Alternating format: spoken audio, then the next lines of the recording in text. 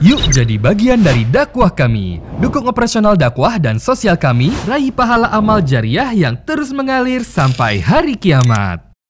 Bismillah, Assalamualaikum warahmatullahi wabarakatuh. Alhamdulillah, tidak pernah berhenti lisan kita selalu memuji dan memuja Allah atas segala nikmat yang Allah limpahkan kepada kita, terutama nikmat Islam dan iman yang dengannya kita bisa mengenal siapa pencipta alam semesta ini dan juga mengenal apa tujuan kita ada lahir di muka bumi ini, apa yang boleh kita nikmati dari makanan, minuman, pakaian, pendapatan dan pergaulan, dan mana yang tidak boleh yang biasa dikenal dalam agama Allah dengan halal dan juga haram.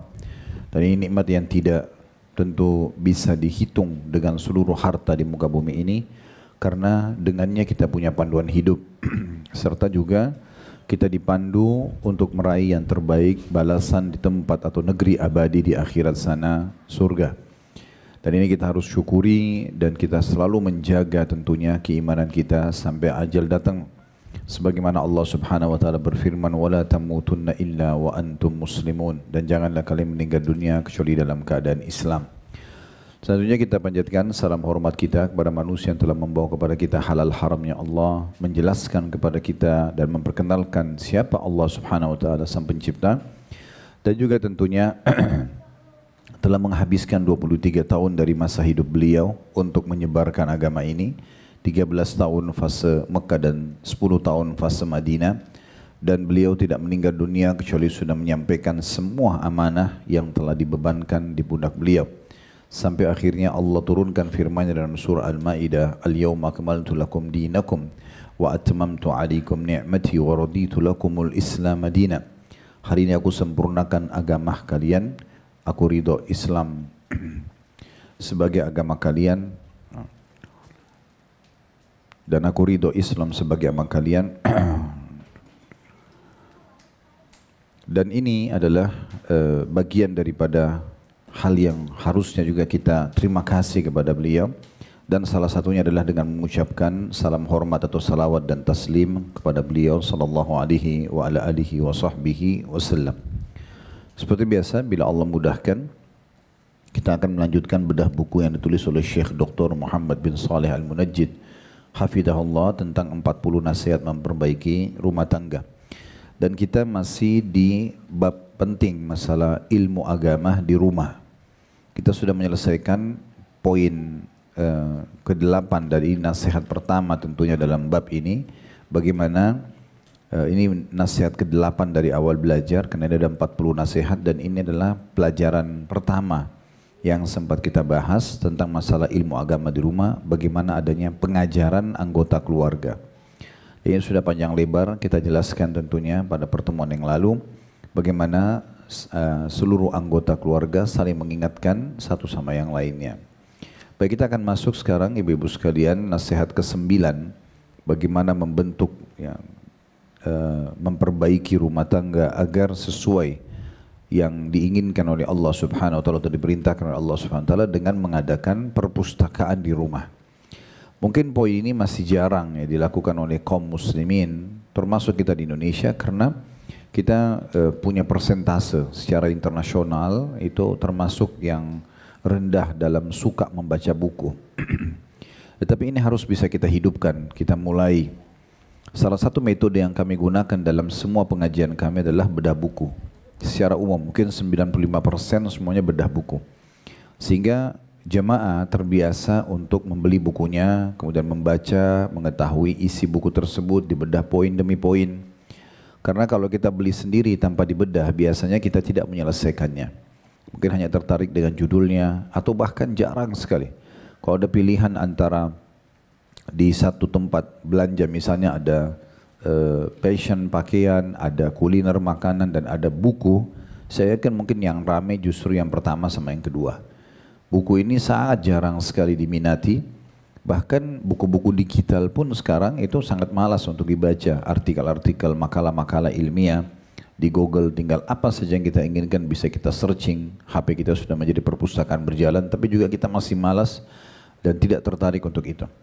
Orang-orang kita lebih tertarik dengan visual dan audio, mendengar, melihat, Ya, itu di media juga ada tentunya.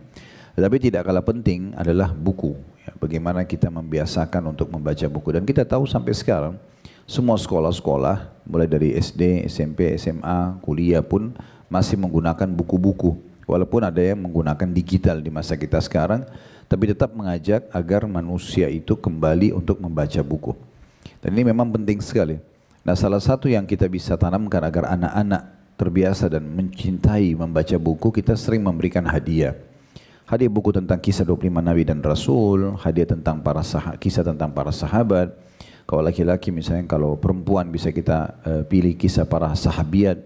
Dan saya melihat cukup banyak sekarang penerbit-penerbit sudah mengeluarkan kisah-kisah seperti ini yang mungkin kita bisa jadikan bacaan selingan di waktu mereka mau tidur, di waktu mereka lagi liburan, ya kita bisa membaca, ya, membiasakan itu.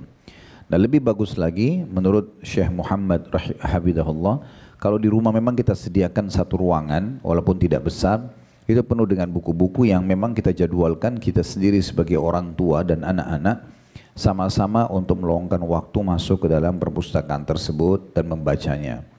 Dan di saat buku-buku itu sudah misalnya dibaca dan sudah diselesaikan, kita bisa selalu memperbaharui dengan buku-buku yang baru. Misalnya kita per 6 bulan sekali kita perbaikin lagi dan kita coba untuk membaca buku-buku yang baru. Cukup banyak tentunya, ya. Kalau kita ingin bahas tentang buku agama saya itu sangat banyak. Dan saya sarankan untuk Bapak Ibu atau Ibu-Ibu terutama, ya, karena mayoritas yang hadir Ibu-Ibu, itu memilih buku-buku yang bahasanya secara substansial. Kayak misalnya tentang bab tertentu aja. Ya, jadi tidak terlalu tebal, tipis, dan mudah untuk dibaca, mudah untuk diselesaikan. Mudah juga untuk difahami isi-isinya, dan tidak ada kejenuhan. Biasanya kalau buku-buku besar yang sudah di atas 100 lembar, ya 200 lembar gitu ya, itu memang butuh untuk dikaji, dibawa di kajian. Kami bedah misalnya buku Bulughul Maram di beberapa pengajian kami, itu memang cukup tebal, sekitar 1534 hadis. Tapi ini memang tidak masalah kalau kita kaji di luar. Biasanya kalau di rumah ini harus orang yang kutu buku baru bisa membacanya. Tapi kalau kita mulai dengan buku-buku kecil dan kita coba berusaha untuk selalu membaca. Ya. Kalau kita lihat orang-orang di Eropa, orang-orang di Asia Tengah ke atasnya, Jepang, Korea, beberapa kali kami melihat dan coba melihat di waktu ke sana melihat transportasi itu hampir semua orang umumnya pegang buku. Di kereta mereka pegang buku, di bus mereka pegang buku, ya. Mereka selalu baca buku. Nah, ini mungkin yang harusnya kita fahami. Dan dalam Islam ini sangat dianjurkan, ini salah satu metode pendidikan yang sangat baik. Saya akan bacakan di halaman 33 yang ditulis oleh Syekh Muhammad Hafidhahullah. Masalah nasihat ke-9, buatlah perpustakaan di rumahmu. Di antara yang membantu proses pengajaran bagi keluarga adalah pemberian kesempatan belajar agama dan menolong mereka untuk menaati hukum-hukum syariat dengan membuat perpustakaan Islami di rumah. Tidak harus besar, tetapi yang penting bisa menyeleksi buku-buku penting, menempatkannya di tempat yang gampang diambil, dan menganjurkan anggota keluarga untuk membacanya. Hendaknya di ruang dalam disediakan kamar yang bersih dan tertib, cocok untuk meletakkan buku-buku, di kamar tidur, juga di ruang tamu, sehingga memberi kesempatan kepada anggota keluarga untuk membaca buku dengan teratur. Jadi di paragraf pertama ini beliau menekankan kalau bisa mulailah buat perpustakaan di satu ruangan, tidak harus besar, walaupun cuma 2x2, 2x3 sebuah ruangan, maka selalu rutin masuk sana dan kondisinya buat nyaman, supaya nyaman untuk orang duduk membaca gitu ya. Mungkin juga sesekali kita bisa kalau di situ bisa dipasang televisi sambil kita nonton ceramah para ustadz-ustadz kita, kemudian kita juga menulis faedah-faedah seperti kita sedang privat ya, sekolah online misalnya, kuliah online itu juga bisa kita sambil nulis. Jadi dalam sehari kita jadwalin sekali atau 2 kali kita masuk ke perpustakaan tersebut. Selain kita bisa memegang atau menaruh bukunya sambil membeli dan membaca sambil mendengarkan syarah atau penjelasan dari para asatidzah kita. Ini juga satu metode yang menarik ya, sehingga kita bisa menyelesaikan buku-buku tersebut. Kemudian bagian kedua, paragraf kedua dijelaskan oleh beliau, kalau bisa kita kembangkan lebih jauh. Buku-buku ini juga diadakan di kamar tidur anak-anak, di kamar tidur kita juga ada diselipkan tempat satu rak mungkin untuk buku, dan buku-buku ini mungkin buku-buku yang menarik untuk kita baca. Yang paling menarik misalnya apa saja. Kalau ibu belum terfikir dan belum tertarik untuk setiap hari bisa baca buku agama, minimal edukasi. Masalah kesehatan misalnya, masalah apalah ya, pengetahuan umum, pengetahuan alam. Cukup banyak saya lihat sekarang juga buku-buku yang berwarna ya. Seperti kamus ya, kamus ilmu pengetahuan alam. Saya pernah bertemu dengan beberapa marketingnya datang ke tempat kami lalu menawarkan 9 jilid, 10 jilid. Dan itu menarik sekali dalamnya karena bergambar. Ya, misalnya bidang tertentu dikembangin oleh seorang ilmuwan tertentu, ada foto ilmuwan tersebut, ada biografi dia, kemudian bagaimana dia mengembangin ilmu itu, sudah sampai di mana pengaruhnya kepada perkembangan pendidikan di muka bumi ini dan seterusnya. Maka itu sangat baik, sangat menarik untuk bisa kita pelajari. Bahkan saya melihat ada buku-buku agama. Di rumah kami masih ada buku agama itu yang sampai 10 jilid, 9 jilid, tapi dia berwarna, ya, menarik itu. Tentang Fir'aun misalnya dengan Nabi Musa alaihissalam. Nah, didatangkanlah foto Fir'aun yang ada sekarang, kemudian Laut Merah di mana dia tenggelam. Didatangkan juga foto-foto yang menarik berwarna dan foto asli piramida dan peninggalan Fir'aun misalnya, sehingga anak-anak itu walaupun tidak ke Mesir, kita pun tidak ke sana, kita sudah bisa tahu oh ternyata seperti ini kondisinya di tahun berapa kejadiannya dan bagaimana prosesi Nabi Musa mendakwahi dan seterusnya. Dan banyak sekali seperti kisah tentang kaum Nabi Lut ya, di mana posisi mereka, kaum itu asalnya dikenal di wilayah mana, di Laut Mati di antara Jordan sama Palestina. Lalu berapa banyak negeri mereka yang dibalikkan oleh Allah Subhanahu wa taala dan didatangkanlah gambar-gambar dan bukti-bukti ilmiah. Juga begitu dengan buku Sirah Nabawi, saya lihat sudah ada yang bergambar sangat bagus ya. Dan insyaallah buku Sirah Nabawi yang kami sudah banyak sampaikan di visual dan audio itu akan dinukil dalam bentuk buku, dan saya sudah minta tim untuk mendatangkan gambar-gambarnya. Misalnya perang Khaybar, Khaybar itu di mana lokasinya, kita akan datangkan denah petahnya, kemudian juga foto-foto asli dari benteng-benteng mereka, dari 9 benteng yang Nabi SAW serang dan berhasil menaklukkan, supaya orang walaupun tidak ke Khaybar yang kurang lebih 180 kiloan dari kota Madinah, tetap saja dia sudah punya informasinya dan seterusnya. Ya, itu contoh-contohnya. Di paragraf ketiga kata penulis, di antara perpustakaan yang baik dan efisien, dan sungguh Allah menyukai yang baik dan juga efisien, adalah hendaknya perpustakaan itu memuat sumber-sumber yang darinya bisa dicari pembahasan dan pemecahan berbagai persoalan, bermanfaat untuk anak-anak di sekolah, dan hendaknya pula memuat buku-buku untuk tingkatan yang beragam, juga buku-buku yang cocok untuk orang dewasa dan anak-anak laki-laki dan perempuan. Jadi kalau misalnya ibu mau anak-anaknya berprestasi di sekolah, kadang-kadang kita perlu datangkan buku-buku yang mirip dengan buku kurikulum mereka, tapi mungkin berbeda sedikit metode yang digunakan, sehingga kita bisa memberikan pemahaman kepada anak-anak dengan metode yang berbeda yang diajarkan oleh gurunya, atau menggunakan buku yang berbeda. Nah, itu contoh-contohnya. Kalau ilmu pengetahuan alam tadi misalnya, mungkin umumnya kalau buku-buku di sekolah biasa standar berwarna hitam putih misalnya. Nah, tadi kalau kita bisa cari buku-buku edukasi ilmiah tentang ilmu pengetahuan alam dan itu berwarna, menarik, ada foto-foto tentang bintang-bintang, alam semesta, itu sangat baik. Dan tadi saya sudah bilang kalau bisa di perpustakaan itu ada TV, bisa kita kuatkan apa yang sedang kita ingin sampaikan ke diri kita sebagai informasi dan kepada anak-anak dengan memperlihatkan data-data ilmiah. Cukup banyak fakta-fakta tentang penciptaan alam semesta misalnya, kita coba nonton bersama-sama, asal yang penting sumbernya benar ya, sehingga informasi yang sampai kepada anak-anak juga benar, maka itu bagus ya. Ini saya hubungkan juga dengan Al-Quran misalnya. Ada sebagian jemaah anak-anaknya pada saat ketemu saya biasanya ingin menyetor hafalan atau membaca ayat Al-Quran. Ternyata pada saat baca itu cukup banyak, dan mungkin persentase itu di atas 50% yang makharijul hurufnya masih salah, penyebutan huruf-huruf biayanya masih salah gitu. Dan ini kalau sudah terlanjur dihafal oleh anak-anak keliru, kita untuk meluruskannya butuh juhud atau upaya lagi. Makanya dari awal lebih baik sumbernya benar gitu ya. Pengajaran ayat-ayat Al-Qur'annya benar, jadi mereka hafal dalam kondisi benar gitu ya.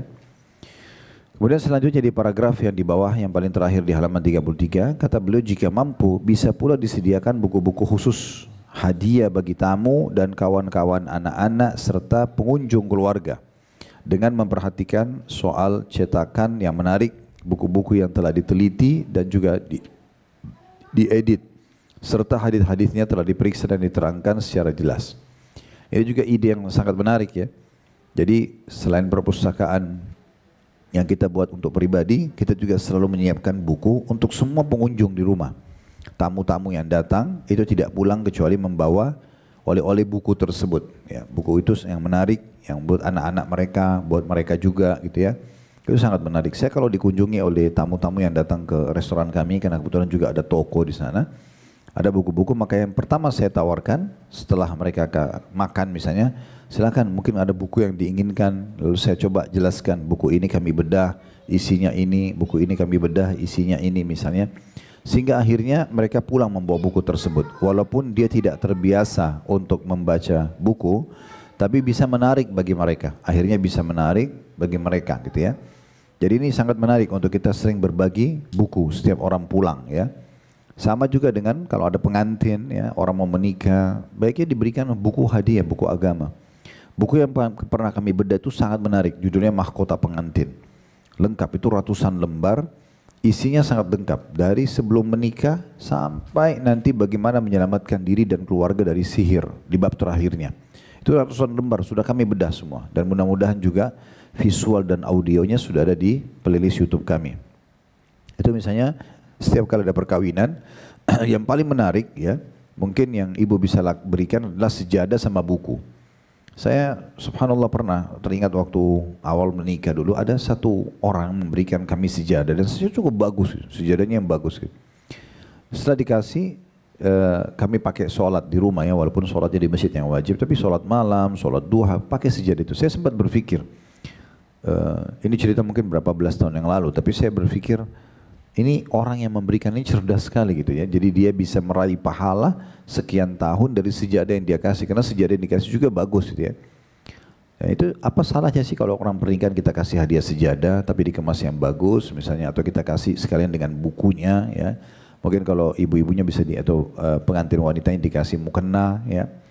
Tamu-tamu juga umum yang datang, kalau yang biasa kami lakukan, misalnya kalau untuk perempuan itu mukena. Kita boleh terserah, tentu levelnya ibu bisa lebih tahu mau beli jenis mukena yang seperti apa. Tapi mukena yang kita selalu bagikan, di dalamnya disisipin buku tentang sifat sholat Nabi, ya, misalnya tentang zikir pagi petang. Tidak harus pernikahan. Ya, kita kalau jalan, saya biasa kalau jalan di mobil itu banyak sekali saya bawa mukena, kadang-kadang sarung, baju koko. Ya, kita beli. Sekian kodi misalnya ditaruh ditumpukin di mobil, kalau ketemu tukang parkir dikasih, ketemu orang miskin dikasih di jalan. Ya, mudah-mudahan kita berharap ya, mungkin dengan dia terima mukena itu, mungkin dengan dia terima baju koko itu misalnya atau sarung itu dia sholat. Ya, kita tidak pernah tahu.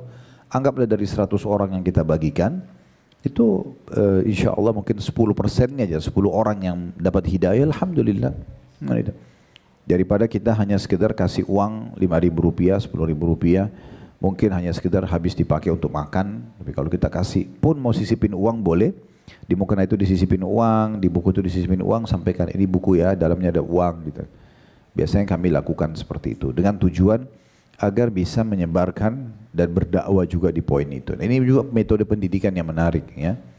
Saya juga pernah menggunakan metode kalau ada anak-anak kecil datang di lampu merah terus nyanyi-nyanyi ya, minta uang gitu ya, saya buka cermin lalu saya kaca lalu saya bilang, kalian muslim? Karena beberapa orang kadang-kadang datang tepuk tangan gitu ya, iya muslim gitu ya. Terus kemudian saya tanya, ada yang tahu nggak rukun Islam? Dia bisik-bisik sama teman-temannya, apa ya gitu ya. Oke. Dalam 1 menit itu saya berusaha mengajarkan mereka rukun Islam, hanya mengatakan, saya sebutin ya 5 rukun Islam cepat yang bisa saya kasih uang ya, 10.000 misalnya. Maka mereka berlumba-lumba menghafal 2 kalimat syahadat, sholat 5 waktu, puasa Ramadan, zakat harta bagi yang mampu dan haji bagi yang mampu. Mereka ulangi, kita kasih. Minimal 1 menit kita sudah bisa mendidik orang. Gitu. Itu poin. Ada orang subhanallah sudah tidak memberi uang, juga kadang-kadang menjelekkan, jauh dari pendidikan, maka sayang sekali. Ya. Termasuk juga kita coba luangin waktu untuk bisa memberikan edukasi kepada orang-orang yang menjadi membantu kita di rumah, asisten rumah tangga misalnya buat ibu-ibu, siapin buat mereka mukena, tempat sholat yang layak, Al-Quran yang bisa dibaca, mereka juga diperdengarkan ceramah-ceramah, maka itu juga poin yang baik. Selanjutnya kata penulis di sini, untuk mendirikan perpustakaan di rumah bila perlu dengan memanfaatkan pameran buku-buku setelah meminta pertimbangan terlebih dahulu kepada orang-orang yang ahli di bidang perbukuan. Jadi maksudnya beliau ingin kalau di Indonesia juga cukup banyak ya pameran-pameran buku, di Timur Tengah juga cukup banyak. Itu kita bisa selalu mengikuti. Kalau ada pameran buku biasanya Jumat, Sabtu, Ahad tuh. Di Jakarta ada di GBK atau di beberapa titik-titik di Jakarta mungkin tidak asing ya. Ada Islamic Book Fair dan ada yang lainnya, kita bisa hadir di sana sehingga kita bisa lebih luas wawasannya. Kalau ternyata penerbit ini yang khusus bidang anak-anak ada ini, maka kita bisa mengetahui cetakan mereka dan kita bisa memperkaya ya untuk buku-buku kita. Di antara yang membantu juga kata beliau memudahkan mencari buku-buku, yaitu dengan menerbitkan buku-buku sesuai judulnya. Misalnya buku tafsir di rak tersendiri, demikian pula hadis, fikih dan seterusnya. Jadi kalau perpustakaan kita besar atau kecil, usahakan buku itu tidak berserakan tapi ditata. Yang ini buku misalnya baris pertama buku tentang tafsir. Ya, misalnya tafsir juz 30 aja misalnya ya. Kita mulai dulu dengan ayat-ayat atau surah-surah yang pendek. Kemudian ada di rak kedua buku hadis, rak ketiga tentang buku fikih, yang keempat mungkin tentang akidah, yang kelima mungkin kalau ada raknya tersusun, biasa rak-rak yang cuma dibuat atau ada yang dibeli jadi. Itu bisa kita isi juga dengan buku-buku sejarah misalnya. Dan sesuaikan ini misalnya rak untuk anak-anak, rak sebelahnya ini untuk orang dewasa. Sehingga memang menarik untuk dibaca. Kata beliau, salah seorang anggota keluarga hendaknya ada yang menata daftar buku sesuai dengan abjad dan judul, sehingga akan memudahkan pencarian buku. Sebab terkadang banyak orang yang senang membaca buku-buku keislaman menamakan nama-nama buku tersebut pada perpustakaan rumah. Di bawah ini ada beberapa usulan tentang buku-buku penting bagi perpustakaan rumah. Ini menurut beliau ya, tentunya ini karena berbahasa Arab semuanya. Tapi mudah-mudahan kalau ibu mau mencari, insya Allah akan menemukan sebagiannya sudah diterjemahkan. Sebagian sudah diterjemahkan.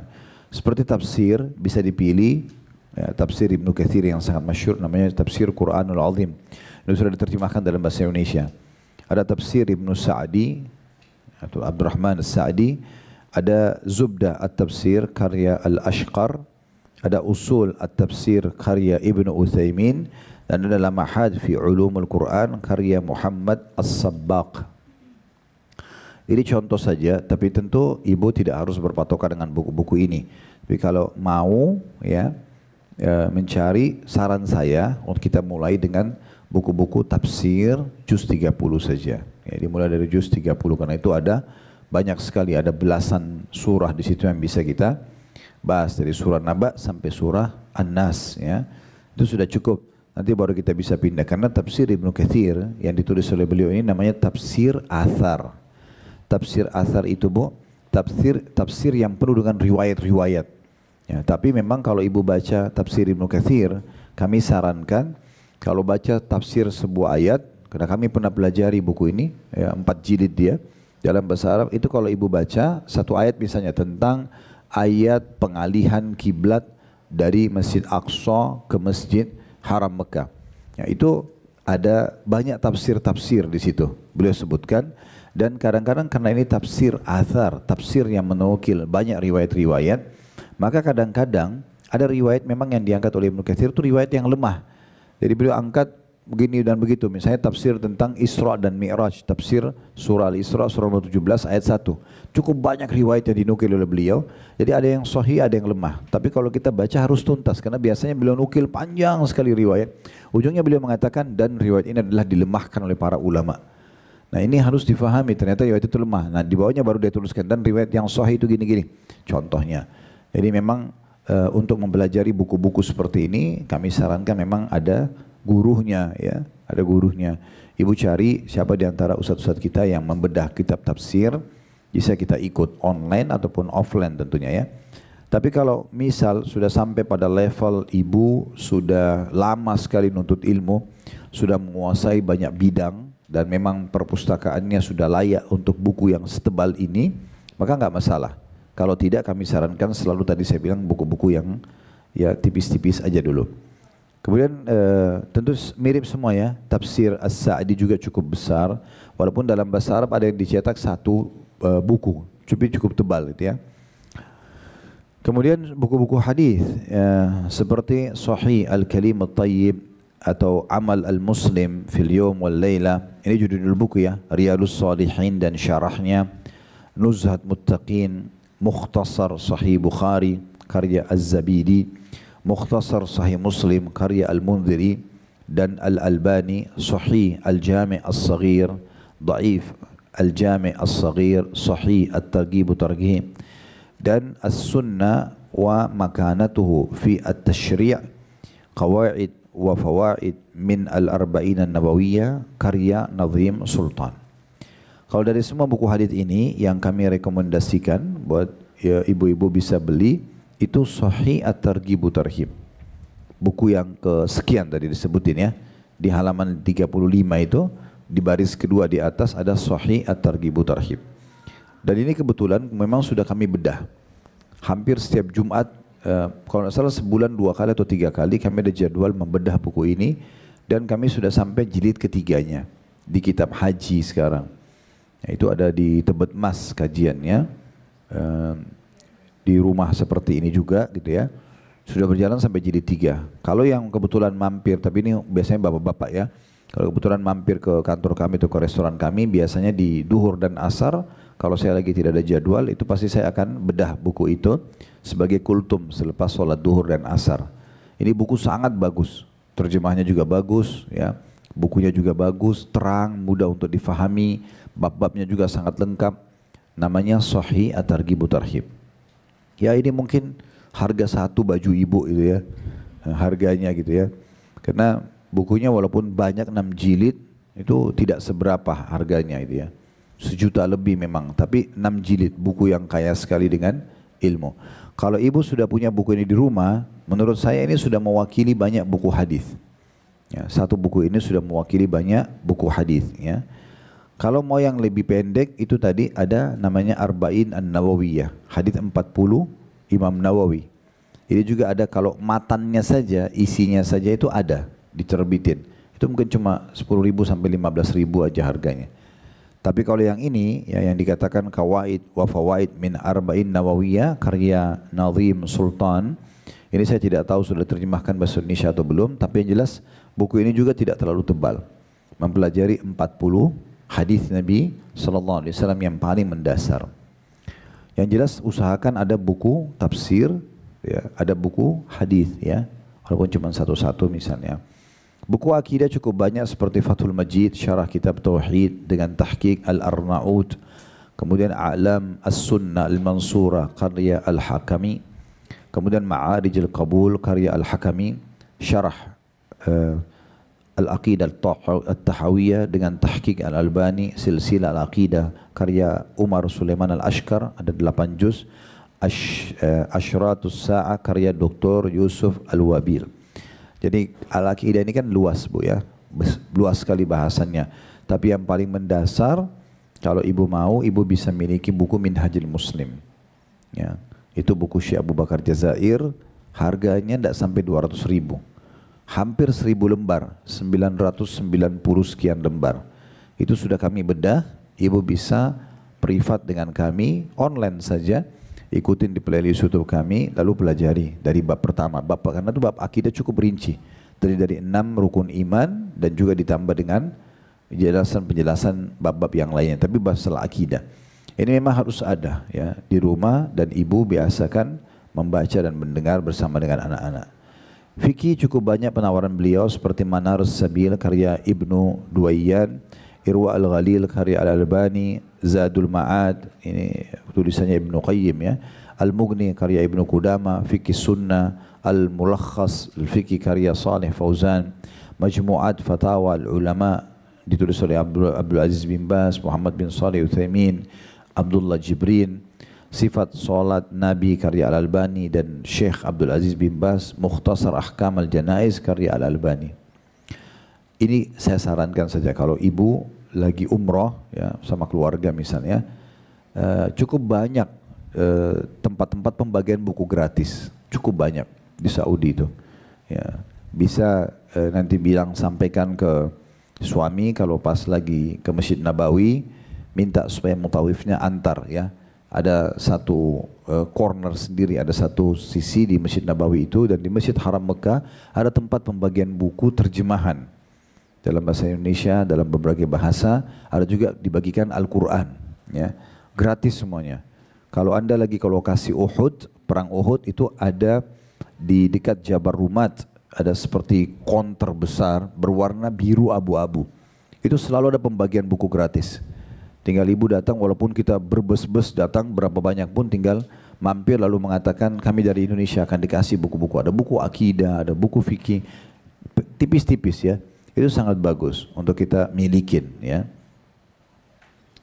Dan buku fikih ini juga kalau ibu mau gabungkan buku akidah sama buku fikih, tadi saya bilang bisa beli Minhajul Muslim Syekh Abu Bakar Jazair yang 200 ribuan tadi, harganya hampir 1000 lembar, karena itu ada 5 bab. Ada bab akidah, ada bab adab, ada bab akhlak, ada fikih ibadah, ada fikih muamalah. 5 bab dibahas panjang lebar oleh beliau ya.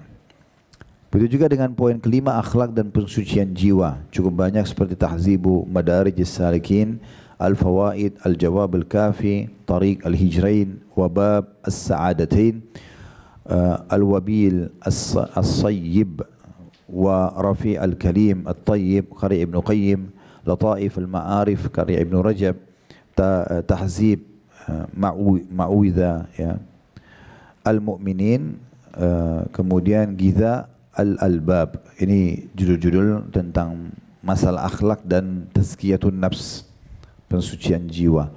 Lebih tepatnya gini, kalau masalah pensucian jiwa itu ibu baca tentang masalah kematian, masalah alam barzah, masalah surga dan neraka. Nah itu namanya buku-buku pensucian jiwa. Karena kita kalau baca itu kita jadi mau selalu mensucikan jiwa kita. Kita mau bertobat dari dosa-dosa, kita mau termotivasi beribadah. Buku-buku ini juga penting untuk dimilikin ya. Cukup banyak tentunya buku-buku ini, dan pernah kami bedah yang judulnya Rasulullah SAW cerita tentang surga dan neraka. Buku itu mungkin 40, tidak sampai 50 ribu. Ada 63 bab kecil-kecil, ringan-ringan. Itu di dalamnya 30 bahas tentang surga, 33 bahas tentang neraka. Itu sangat bagus. Ibu, saya yakin sekali ya, dengan izin Allah SWT, kalau ibu baca tulus, pasti ibu akan tersentuh. Tersentuh untuk takut berbuat dosa, karena ada di situ banyak ancaman neraka, tentang sifat neraka, panasnya neraka, tingkatan-tingkatan siksaannya, segala macam lah, terinci sekali ya, dari orang yang paling ringan sampai orang yang paling berat di sana. Ya, bagaimana dalamnya neraka itu, bagaimana gemuruhnya dan segala macam. Dan tentang surga juga disebutkan tentang pintu gerbangnya, tentang taman-tamannya, pelayan-pelayannya, istanahnya, pakaian-pakaiannya, semua terinci dengan hadis-hadis yang jelas, dalil yang jelas, ayat Al-Quran dan hadis yang jelas. Nah, itu juga menarik ya untuk bisa dibaca, tulisan Abdul Salam Bali. Judulnya Rasulullah SAW cerita tentang surga dan neraka. Kemudian yang keenam, ini tentang sejarah dan biografi. Ya, kalau sejarah mungkin oke, masih pemula masih oke ya. Kalau biografi ini biasanya untuk penuntut ilmu. Kayak misalnya orang mau nulis sesuatu, makalah atau apa saja, dan dia harus menjelaskan, mengetahui tentang biografinya Imam Bukhari, siapa namanya dia, gitu. Imam Syafi'i, Imam Ahmad, siapa dia, itu namanya buku-buku biografi. Memang ada buku yang menjelaskan tentang biografi. Ya. Ini biasanya kalau orang kuliah mengambil jurusan S1 atau S2 atau S3.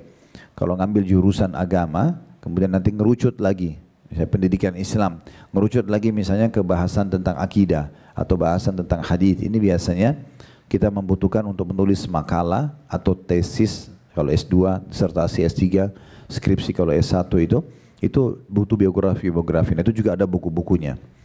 Di sini disebutkan yang pertama Al-Bidayah wan Nihayah karya Ibnu Katsir.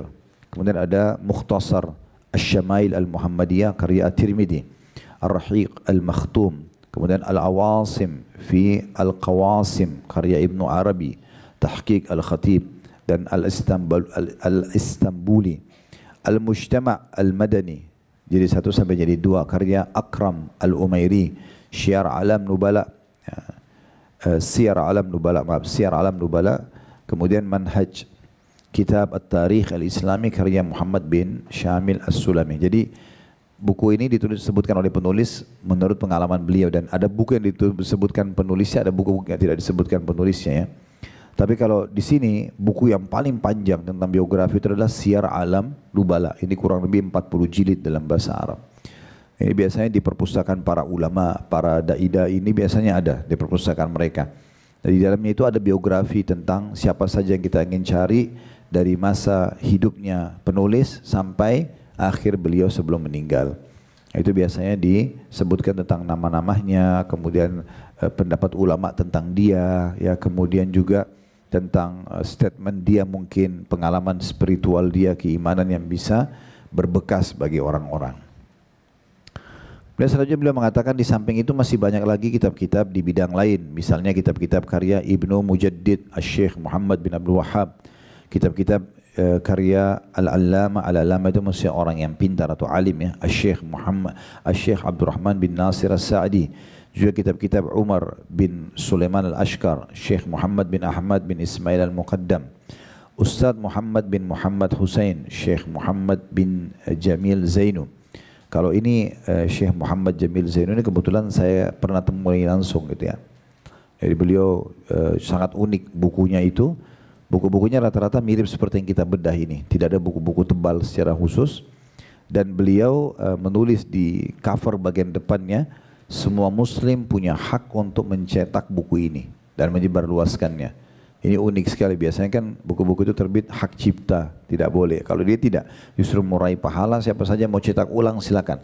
Siapa juga yang butuh bukunya bisa hubungi penulis, lalu beliau kasih nomor teleponnya, ya, sehingga kita bisa kontak dan datang. Saya pernah datang di rumah beliau, saya pernah ngobrol langsung gitu kan, dan diskusi tentang beberapa karya beliau. Beliau juga minta beberapa saran dan masukan karena kita biasa membaca buku beliau.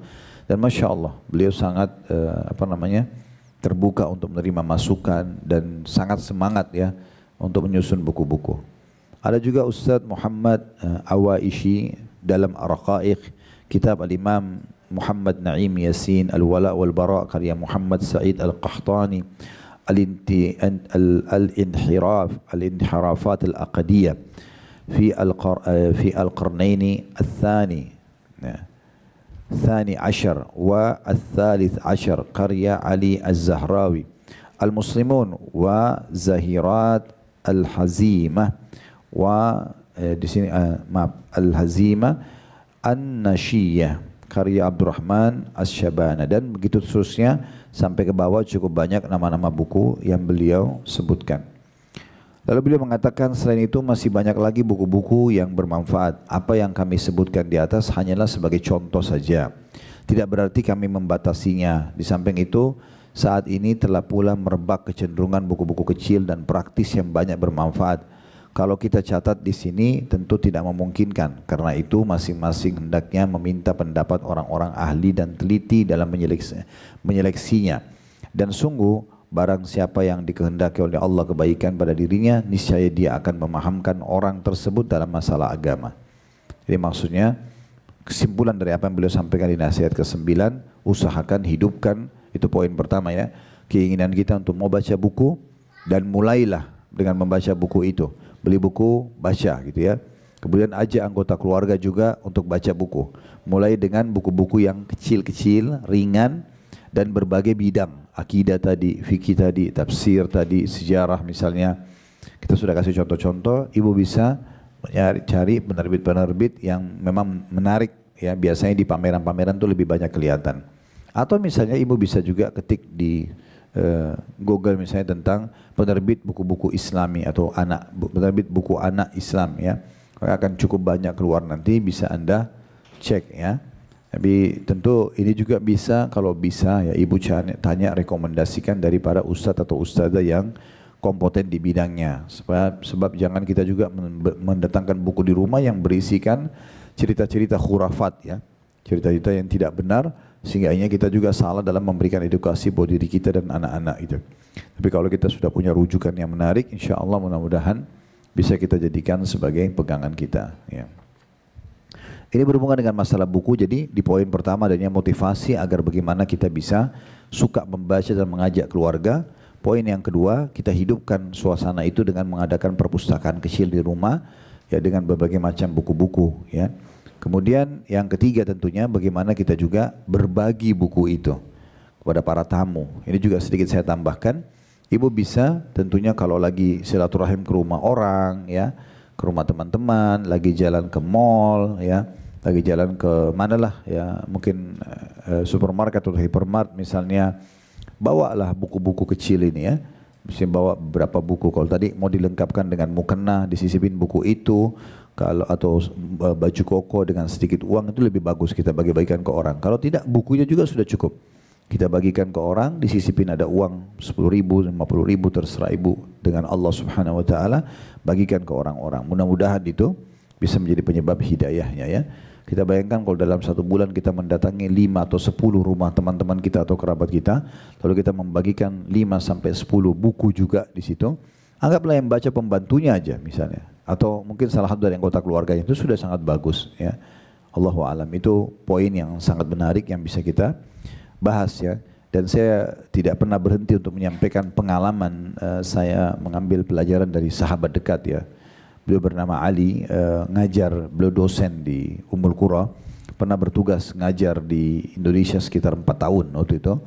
Dan saya menarik sekali melihat metode beliau. Beliau sambil belajar bahasa Indonesia sambil selalu kalau dia keluar sama istrinya belanja kebutuhan bulanan atau dia lagi jalan ke mall atau ketemu orang pasti akan bawa buku.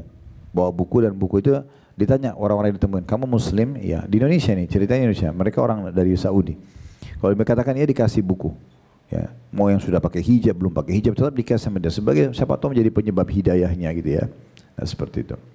Baik, nasihat ke-10, ini beliau masih membahas tentang masalah kaset, tentu sekarang sudah tidak ada lagi ya. Kalau sekarang mungkin lebih kepada TV, tadi saya bilang ya, ibu adakan TV. Kalau bisa ini, kalau memungkinkan, ibu usahakan ada satu TV di rumah. TV itu dia selalu berputar nasihat-nasihat saja. Jadi isinya kalau pernah lihat di masjid-masjid ya, saya pernah sholat di masjid di Bekasi, itu menarik sekali. Jadi situ ditulis tentang innallaha ma'as sabirin, misalnya Allah bersama dengan orang-orang sabar. Ayat Al-Quran tidak ada suaranya, tapi gambar itu berubah-ubah sambil nunggu antara azan dan iqamah. Saya berapa kali masuk sambil nunggu setelah sholat qabliyah misalnya, sambil melihat kok kayak manfaatnya besar sekali nih ya. Karena kalau dibiarkan dalam 1 bulan saja tulisan itu, saya yakin orang yang sering berlalang situ pasti bisa menghafalnya gitu ya. Maka pasti bisa menghafal, dan cukup banyak nasihat-nasihat yang bisa kita ambil. Kita bisa ambil dari Instagram orang-orang yang banyak menyusun ceramah, kemudian dimasukkan ke situ. Misal contohnya itu sangat menarik ya, yang sering dilihat oleh anak-anak lalang. Saya masih ingat dulu, saya waktu masih kuliah di Madinah belum tidak pakai TV, tapi mereka di asrama kami, tempat kami nginap di asrama di kota Madinah waktu itu, di kampus kami, karena asrama sama fakultasnya satu kampus gitu, satu lokasi. Itu kami dulu tinggal di building 4 lantai, satu kamar bisa 3 orang, dan biasanya peraturan kampus kami dipisah-pisah, satu kamar itu harus berbeda negara supaya tetap menggunakan bahasa Arab gitu ya. Walaupun terakhir-terakhir sudah sempat digabung orang-orang Indonesia sama Indonesia misalnya. Tapi saya ingat betul, saya pernah tinggal di lantai 4. Setiap azan kami ke masjid kampus. Itu kalau turun lantai 4 ke lantai 3, di dindingnya itu ada tulisan, masih pakai kertas karton dulu ya. Tulis pakai spidol aja, tapi yang orang kaligrafinya bagus tentang sebuah hadis, sebuah nasihat gitu ya. Ada perkataan Imam Syafi'i, saya nggak bisa lupa, dan banyak statement yang kami hafal dari apa yang dipaparkan situ, karena hampir 5 waktu sholat turun pasti baca gitu ya.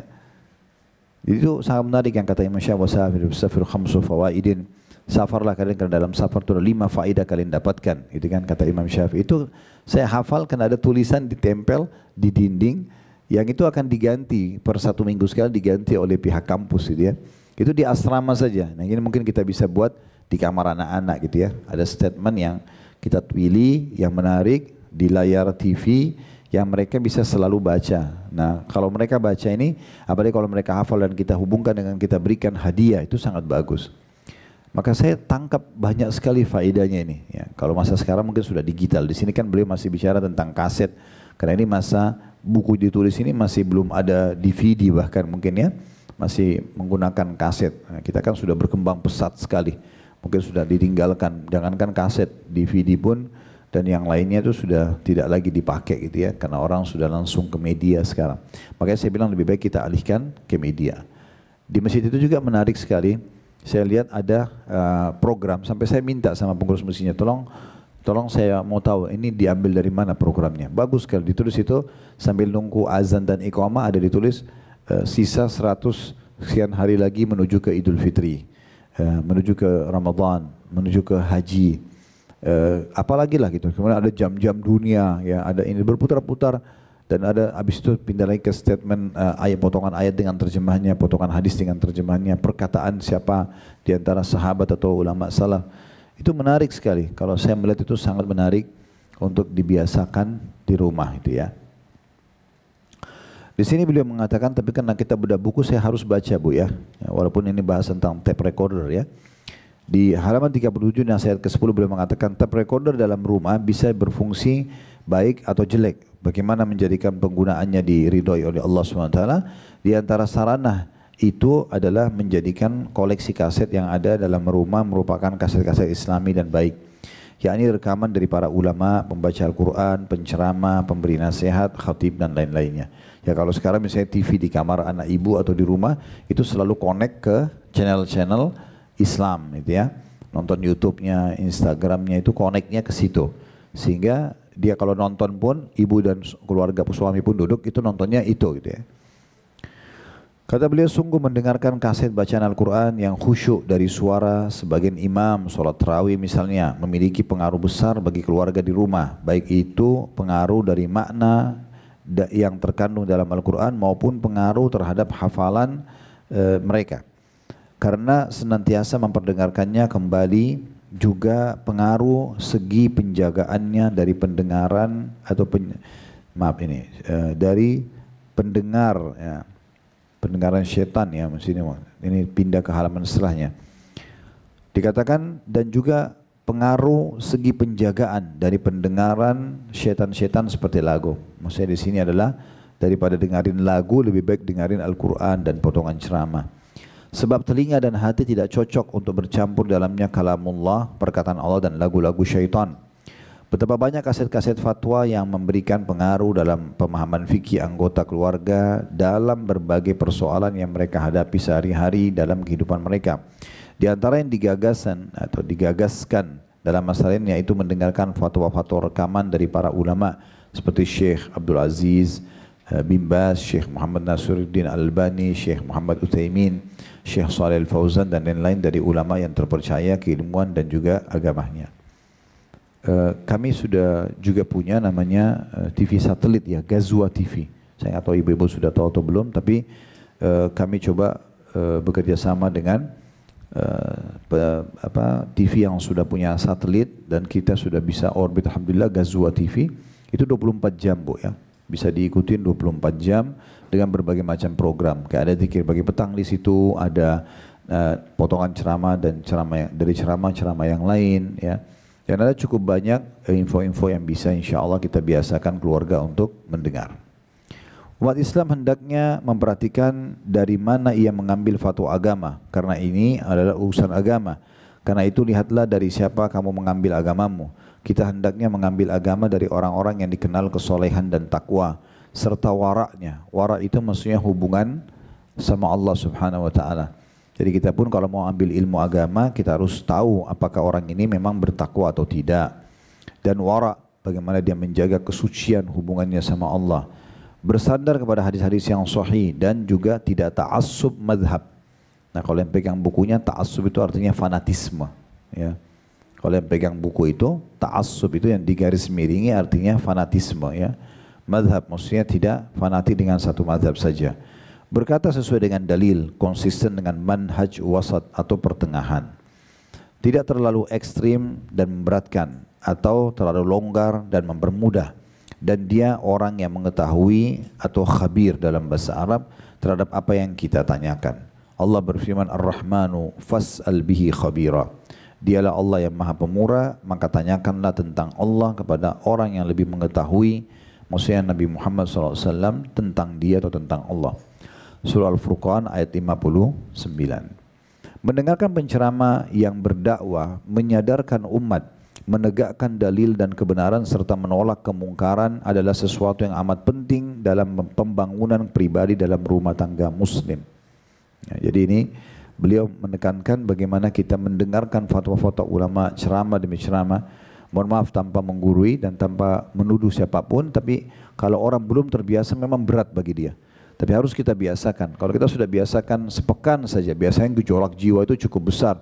Masa sih saya harus dengar ceramah terus? Masa sih anak-anak saya sudah pantas dengarin ceramah atau kesian belum alamnya dan segala macam. Itu kita harus lawan. Kita coba biasakan dulu. Ibu coba praktekkan seminggu ke depan, yang terisi adalah tinggalkan semua lagu-lagu dulu, coba putar ceramah, tilawah Al-Quran yang ada terjemahannya, sepekan saja. Setelah itu ibu lihat nanti reaksinya. Ya, akan lihat ada reaksi-reaksi tertentu yang kita bisa rasakan, ternyata ada manfaat yang kita bisa dapatkan, dan cukup banyak pengakuan jemaah yang seperti ini. Setelah mereka coba jalankan apa yang kami sarankan, coba dulu seminggu, 2 minggu, dengarin aja ceramah, dari ceramah ke ceramah yang lain, dan boleh cari judul yang paling ibu suka dulu. Cari ceramah, kalau di ceramah kami itu cukup banyak judul, bisa dicari judul apa yang paling menarik saja dulu. Kemudian didengarin, cuplikan demi cuplikan gitu kan, sampai nanti akhirnya kita itu kalau hati ini sudah berisi dengan ilmu, kita rasanya sulit untuk memasukkan hal-hal yang lain. Oleh karena itu kita penasaran dan ketagihan dengan ilmu tersebut. Nah itu kalau sudah ada, maka kita akan lebih mudah untuk membaca dan mendengarkan, membaca buku-buku yang tebal, mendengarkan ceramah yang panjang, itu secara otomatis itu ya. Dan ini tidak akan ada maknanya apa yang dibahas oleh beliau selama memang kita belum mengisi dan mencoba atau niat mencoba untuk menghidupkan ilmu di rumah kita dan di diri kita gitu ya.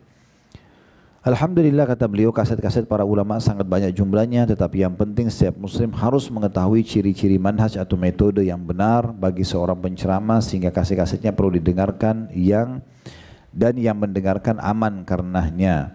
Di antara ciri-ciri itu adalah penceramah yang pertama harus berada di atas akidah Ahli Sunnah wal Jamaah, setia kepada sunnah dan meninggalkan bid'ah. Yang kedua, hendaknya bersandar pada hadis-hadis yang sahih dan menghindari hadis-hadis dhaif dan juga palsu. Hadis dhaif artinya lemah. Yang ketiga, hendaknya ia jeli dan peka dengan kondisi sosial masyarakat serta apa yang mereka alami. Ia harus bisa meletakkan obat tepat pada penyakitnya, menyampaikan kepada manusia apa yang bermanfaat dan sangat mereka butuhkan.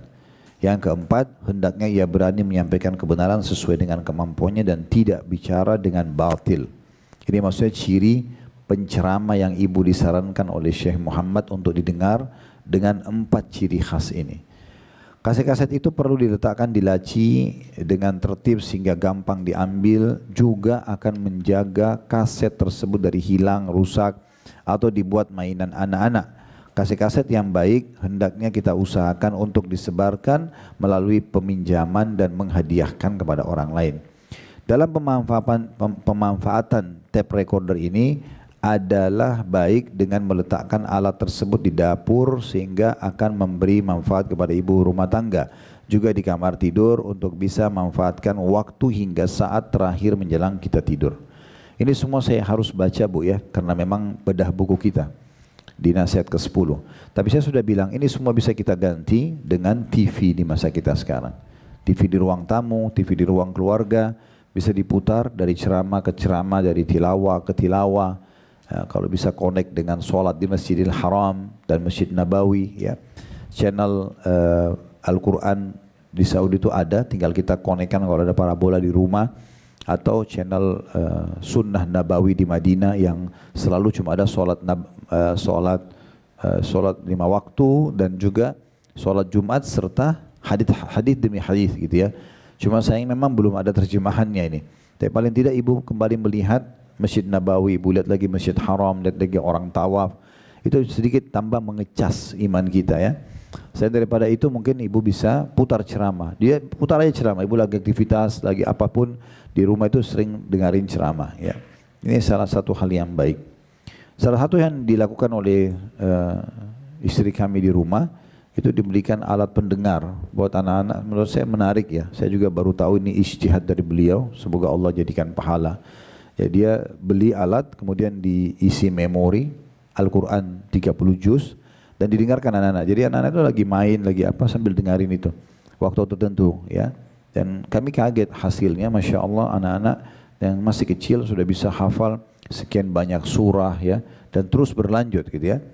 Ya, saya diupdate oleh beliau kemarin, sudah di juz 30 sudah banyak yang dihafal, sekarang pindah ke Al-Baqarah, dalam hitungan berapa waktu saya sudah hafal 24 ayatnya. Itu hanya dengan sambil main, sambil diberikan alat ya, seperti headset yang bisa diisi memori, isinya Al-Quran ya. Itu mungkin bisa juga kalau didengarkan apa saja selain Al-Quran. Misalnya kalau Al-Quran lebih bagus tuh, dia biar dihafal dulu 30 juz, baru kemudian nanti ya, bisa pindah ke yang lain kayak ceramah dan yang lainnya gitu ya. Itu satu hal yang baik. Apapun yang diminta oleh anak-anak Bu, usahakan selalu hubungkan dengan prestasi agama ya. Misalnya dia minta sesuatu dari ibu, ibu selalu bilang oke, tapi store ke ibu surah ini ya, pilih aja juz 30 biar dia store hafalan surah Al-Quran itu ya. Atau ibu misalnya belikan kumpulan hadits-hadits pilihan. Sering di toko yang kami kembangkan di Condet itu, teman-teman tim memesan cukup banyak buku-buku itu. Ada hadis-hadis pilihan ya untuk anak-anak. Bukunya menarik sekali. Saya pernah bawa pulang ke rumah, saya coba aja ini, saya baca hadis ini, saya bilang ayo sekarang kita hafal ya. Saya bisa lihat ibu-ibu sekalian setengah jam anak-anak bisa saya ajarin dan menghafal lebih dari 7 atau sampai 8 hadis, gitu kan. Lebih dari itu malah, bisa sampai 10 hadis. Hanya kita coba ini ya nak, di bahasa Arab ya terjemahan, ini terjemahannya ya, kita hafal sama-sama, hafal sama-sama. Nanti kalau hafal ya 10 hadis ini, maka boleh belanja ini misalnya, kita ajak ke satu tempat, biasanya cukup bayar tempat mainan mereka minta. Jadi ada manfaat agama yang dia berikan ya sebagai unsur timbal balik kalau mereka meminta sesuatu. Nah itu sangat baik ya. Ada juga di antara keluarga kami itu metodenya juga cukup bagus, karena beliau kalau anaknya mau minta apa-apa, suruh store surah tertentu dulu. Itu bagus sekali ya. Sehingga akhirnya anak-anak itu terbiasa untuk mau peduli dengan masalah agama. Ya, Allahu a'lam. Ini mungkin bahasannya insyaAllah Bu, berhubungan dengan masalah nasihat ya. 2 nasihat yang sudah kita bahas, yang ke-9 dan yang ke-10 ya. Baik, itu yang kita bahas ibu-ibu sekalian. Semoga apa yang kita bahas hari ini bermanfaat buat kita semuanya. Ada benar dari Allah, silakan diambil dan diamalkan, dan terus semangat dalam menuntut ilmu. Dan kalau ada salah dari saya, mohon dimaafkan dan saya beristighfar kepada Allah.